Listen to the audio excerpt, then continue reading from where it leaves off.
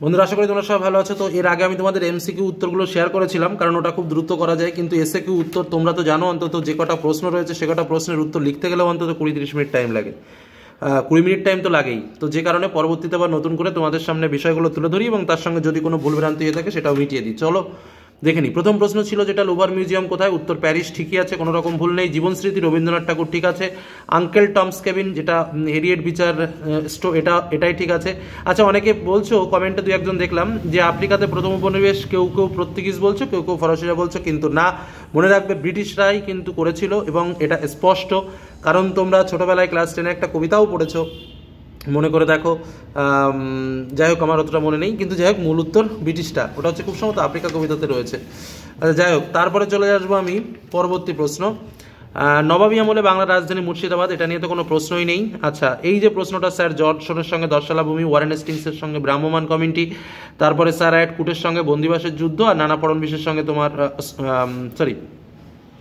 হ্যাঁ, আর তোমার sir at কুটের সঙ্গে হচ্ছে তোমার বন্দিবাসের যুদ্ধ, হ্যাঁ, আর নানা ফড়নবিসের সঙ্গে হচ্ছে তোমার মারাঠা মিকিয়াভেলি। তো স্বাভাবিকভাবে অ্যান্সার তোমার আসবে ডি দাগ, ঠিক আছে। তা এটা নয়, কিন্তু এ দাগ নয়, দাগানো রয়েছে বলে ভাববো যে এ দাগ নয়, ডি দাগ, ঠিক আছে।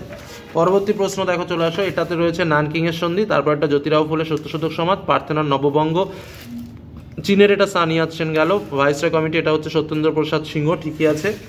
তারপরে চলে আসি মুসলিম লীগের যে অধিবেশন, এটা হচ্ছে লাহোর। আচ্ছা, এটা আগা খা। আচ্ছা, ক্যাবিনেট মিশনের সদস্য ছিলেন না লর্ড ওয়াভেল। ইন্দোনেশিয়ায় কোন ইউরোপীয় দেশের উপনিবেশ ছিল? হল্যান্ড। নবান্ন, বিজন ভট্টাচার্য, সব নিয়ে তো কোনো প্রশ্নই আসবে না। ন্যাটো গঠিত হয় 1949 সালে। আচ্ছা, তারপরে হচ্ছে গামেল আবদার নাসের। প্যাটিস লুম্বা কঙ্গোর প্রধানমন্ত্রী, এটা হচ্ছে শেখ মুজিবুর রহমান। এটা নিয়ে একটু সংশয় আছে, এটা এমন হতে পারে, যেটা ব্যক্তিগতভাবে বলছি, যে হয়তো যে যেটা অপশান দেবে রাইট দেবে, কারণ আসল উত্তর কিন্তু এর মধ্যে নেই। আওয়ামী লীগ প্রতিষ্ঠা মুজিবুর রহমান করেননি। তারপরে চলে আসো, ভারতের মহাকাশ বিজ্ঞানী কে ছিলেন? বিক্রম সারাভাই।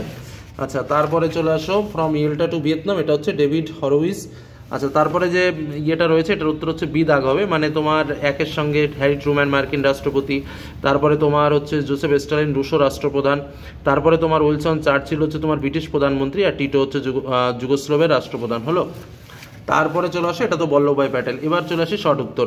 আমেরিকা মহাদেশকে আবিষ্কার করেছিল ক্রিস্টোফাস কলম্বাস। সামাজিক ডারউইনের মুখ্য প্রবক্তাকে আলফ্রেড রোজেনবার্গ, ঠিক আছে। আচ্ছা, মার্কেন্টাইলবাদকে একদম শর্টে তোমরা লিখতে পারো। দেখো, এগুলো সংজ্ঞাগুলো যে যার মতো লিখেছো নম্বর কিন্তু পাবে, এটাই হলো মূল কথা।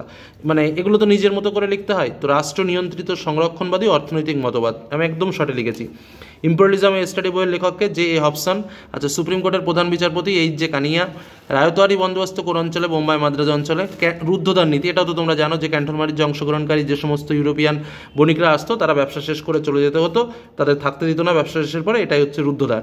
তো সেটাকেই তোমাদের নিজের ভাষায় একটু যারা ব্যাখ্যা করেছো তারাই কিন্তু নম্বর পাবে। আচ্ছা, ভাই কাম সত্যগ্রহটা, এটা আমি আর লিখিনি, কারণ এটা অনেকটাই লিখতে হয়, তোমরা জানো। কলকাতায় মেট্রোপলিটন ইনস্টিটিউটের প্রতিষ্ঠিত ঈশ্বরচন্দ্র বিদ্যাসাগর। নববিধান গঠিত হয়েছিল কেশবচন্দ্র সেন। Boxer protocol 1900। আচ্ছা, শতদিবসের সংস্কার, এটাও স্বাভাবিকভাবে ওই কাউইউয়ে যখন একটা সংস্কারের দাবি করেছিল এবং সেই সংস্কার অনুযায়ী কিন্তু বিভিন্ন সংস্কার চালিয়েছিল চীনে 100 দিন ধরে, সেইটাই হচ্ছে শতদিবসের সংস্কার। তো সেটা তোমরা তোমাদের মতো করে লিখবে।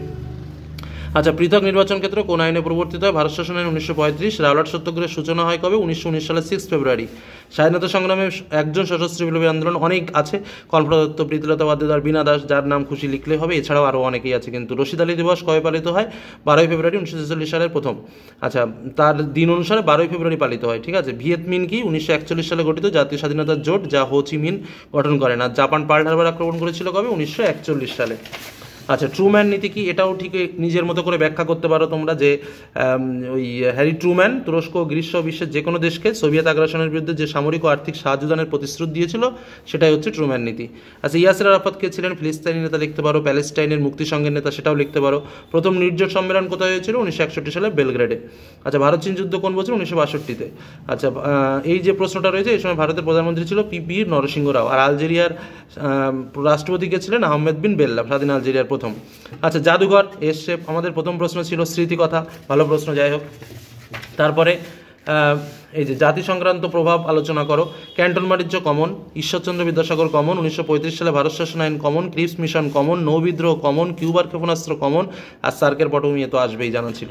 তো এই হলো প্রশ্ন এবং তোমাদের এমসিকিউ এসিকিউ বোথ শেয়ার করলাম, একদম পারফেক্ট উত্তর আছে, কোনো টেনশন নেই। আশা করি পরীক্ষা ভালো হয়েছে। যাদের পরীক্ষা আছে আরও তারা চ্যানেলের সঙ্গে থাকো, দেখতে থাকো, আর বিভিন্ন আপডেট তথ্য কিন্তু পেতে থাকবে। ধন্যবাদ।